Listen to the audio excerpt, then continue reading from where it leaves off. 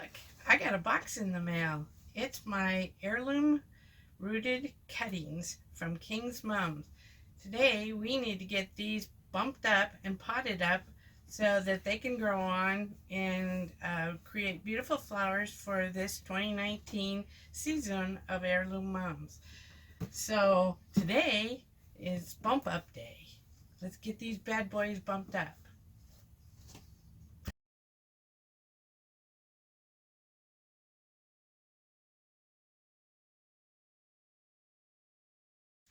Okay, so one of the things we need to do is mix up our potting soil. What we use when we pot things up is we use a 50% mixture of peat perlite. That mixture is at 50-50. And then we cut that in half and add half of it with our own compost. And then put in a couple of scoops of worm castings, just for good measure. And it's not an exact science. It's basically, we just kind of look at the volume. Like what we have in here right now is a nice mixture. We bought this stuff at Pro Mix, makes it a nice mix. It's about 50%, perlite versus peat. And then we have our own compost here, which we will add. And some of there's a little bit oversized. This is not sifted, so there's some oversized material in here. It's not that big of a deal because these are going to be potted up and growing on. These are already rooted plants and everything. So what they're really looking at a point now is you want to have enough porosity in the mix and some fertility in it to help them grow for the next couple of 3 or 4 weeks. So real complicated. Just take a bucket in our 50-50 mix. We've got a couple of oversized pieces here. Filbert's a squirrel left for us. We'll just get rid of that stuff. Anything that's oversized we just take out because it'll be too big for the pot. Anything that looks kind of dumb, like for some reason there was some extra moss in there. We've basically compost everything that we have on the place, and sometimes some of this stuff just doesn't rot down, so we get rid of it. So then we just mix this up and see how it goes. Oh, a little more of that moss we don't need. Then we add the worm castings. We buy these from a company up in Portland called Concentrates. This is actually worm castings that are sold by a farm up in Castle Rock, Washington. So you can probably find them in your area anywhere. And that's it. Basically, we just mix it all up. And then we should be ready to go to start filling the pots. Okay, when we got the mum cuttings, they came in these nice little plastic bags, all moist. They were shipped within like 3 or 4 days from the farm where they're grown to us. The minute I got them, I have these nice little small buckets, and I put about a quarter or half inch of water in the bottom and set them all in there to get nice and hydrated so that they would be ready when it's time for us to pot them up, which they are. They came in what is kind of called an Ellie pot, but it's biodegradable. It's already peeling apart, so the roots won't have any trouble coming through that and into the pot. So now it's just a matter of getting them potted up and getting a label on them. We'll label each one because even though we think we can keep track of how many we have and which one, and invariably we'll find one going, what is this? And we won't know until it blooms. So we're going to label everything. So are you going to help me do some potting? Sure. Here we go. We're using 4-inch pots. It's all the mixes here that Tony has made. And so now we just have to fill it up in there, get it nice and full, and then just kind of nestle them down in there so that the roots... Yeah, you want to get them as deep as you can. and then I'm going to pile a lot of soil around them. Get some of the big chunks still out. Reach for my label. This one is called Lava, and it's a beautiful spider that's kind of bronze looking, and it's really tall, I believe.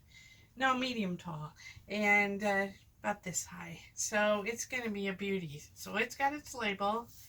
It's all potted up in there. We'll probably water it and get it settled in there, and then possibly add a little bit more soil just to make sure that it's covered nicely. And there's the first one. Jump in, Farmer Tony. Okay, well, she's got about 18 in a tray. What we're going to do is, these are a little bit over 3-inch pots, and we put 18 in a tray. And there's the one with the tag. yeah, and you got the one with the label.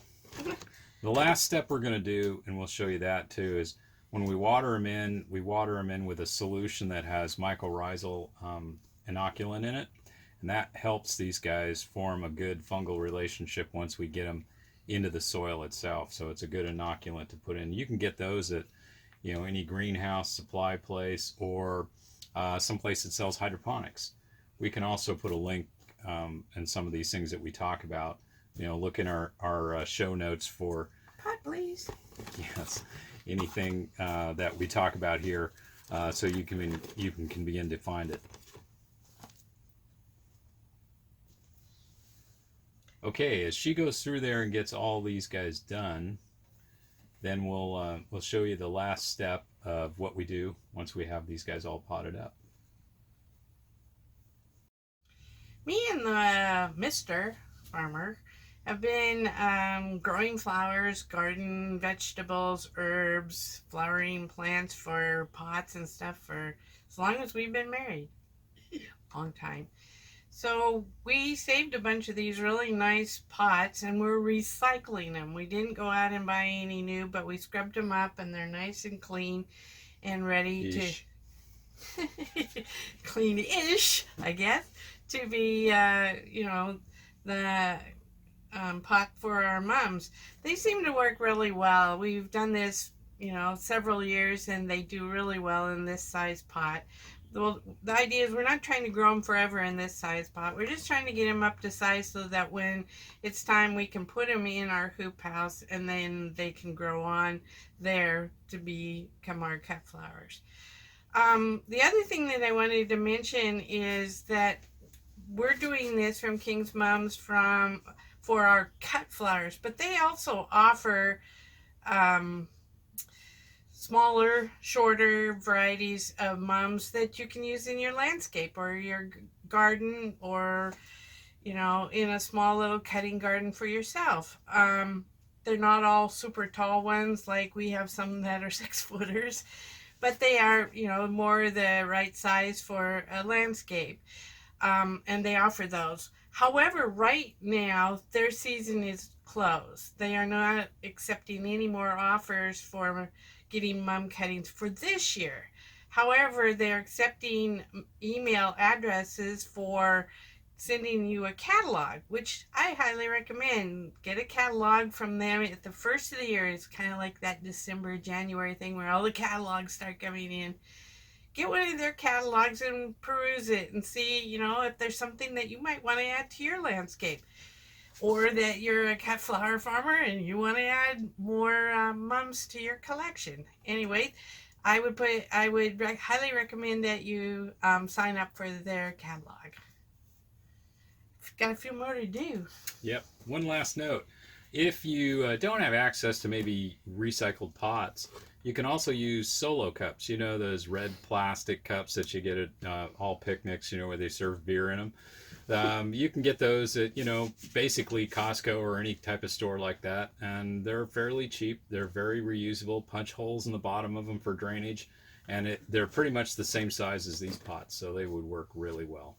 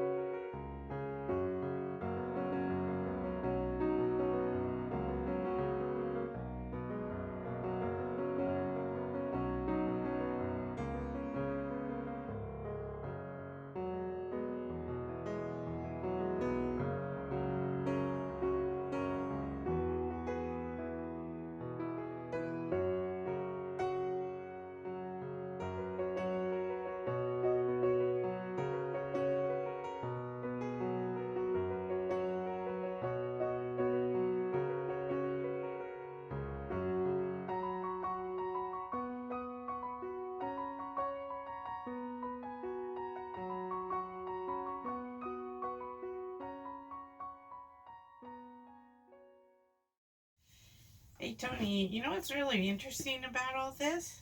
What's that? Is that we're working with fall flowers, and our daffodils and our tulips just ended this week. Yep. You have to do this so far ahead. There's so many things in flower farming. It's a year-round business that people don't realize. They think, oh, flowers, it's the Easter through or Valentine's through, if you're lucky, depending on what part of the country you are, till you get frost. And that is true for the majority of flowers.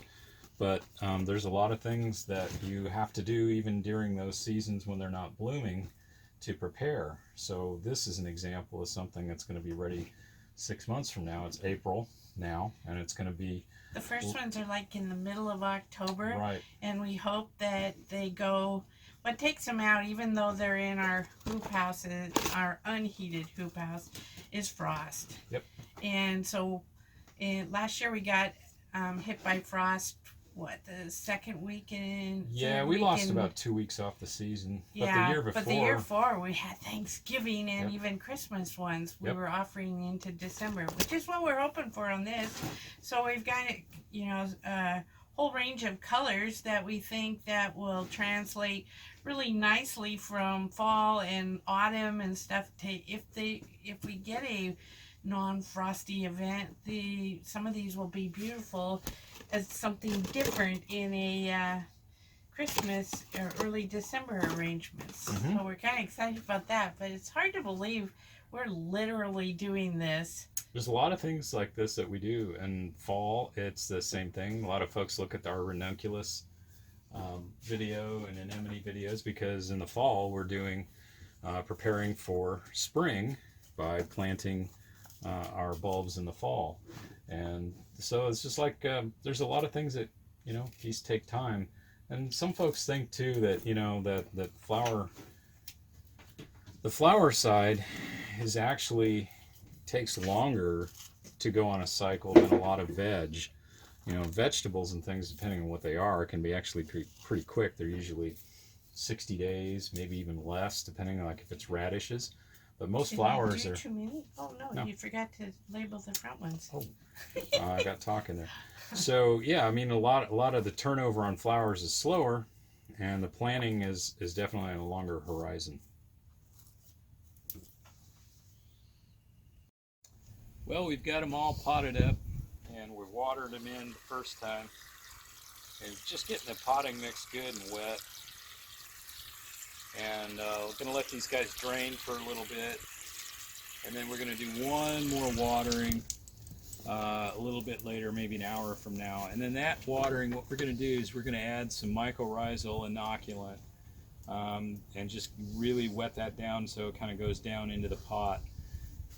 You could do this two ways. This is a water soluble one, so it's going to tend to go down into the pores and cracks of the soil. Or if you had it in a powder that wasn't for it, you could have mixed it in your actual potting mix itself. The idea of getting the mycorrhizal inoculant on these guys is it's just another step to help them form a good relationship with the soil environment they're going to go into, so that they can get the most nutrients out of their surroundings. You can get mycorrhizal inoculant now pretty much at any nursery or garden shop. They have it. We'll put a link below on it where we get ours, and it's really been useful. The only thing a mycorrhizal inoculant doesn't work on is anything in the brassica family. Well, there's probably a couple other ones, but that's the major one. So like if you're doing garden veggies like cabbages and kale and stuff like that, don't bother with it. However, it would help veggies that would be stuff like corn, watermelons, cantaloupes, all those kinds of things, the yummy things that you like to eat. Doesn't hurt to put it in with it. So how long will those be growing on in pots before we put them to the field? Today's the 25th of April. We will be planting them in the ground right around the 20th of May. And that they'll grow on for about a month. We don't do too many pinches, usually about one good pinch on ours. Kind of around the 4th of July. Usually around the 4th of July, yeah. And so these guys will be going in the ground, and they'll be significantly bigger than they are now. They'll probably be almost double their size, and the leaves will be nice and good size. that's going to be kind of the sign. I mean, if they grow faster because we're warmer, we may put them in earlier, but Right. we'll see how it goes. And then the next segment of this is we actually going to go down and do our own cuttings, and those again will be something that'll be targeted for actually going in the ground probably sometime right around the end of May. Right. So because those guys, as soon as they root, we really won't pot them up. We will simply put them right into the ground because we'll be ready to go. We'll also know at that point that our weather is really stable, Absolutely. and we're not going to be expecting frost in late May. Typically, Hopefully. we don't get we're pretty much 90% of the time frost free from this point forward. Right. But all it takes is one time. One time, and then we get messed up. And you get messed up. So Right. that's kind of where we're at this point. So this was very quick and easy. They were beautifully rooted, and now we just have to keep them here, or we can keep an eye on them, make sure they get plenty of water. Yeah, we'll hit growing them in. probably like with a sea kelp extract and some fish hydroslate, as well as some water-soluble calcium phosphate to just kind of help them grow. Doing a little bit of the K&F stuff in there this year and see how well that works for it. So this is just the first step on this year's Mums. Yep. So follow along with us on that as we go through all the steps. This is just the first one. Yep. So I want to thank you for watching today. And if you like what you see, please subscribe. If you haven't subscribed already, leave a comment. If you feel the mood to do so, we always like that. Please hit the thumbs up, because that always lets us know that we're doing good things. And hope you have a good day, and thanks for watching. Bye. Bye.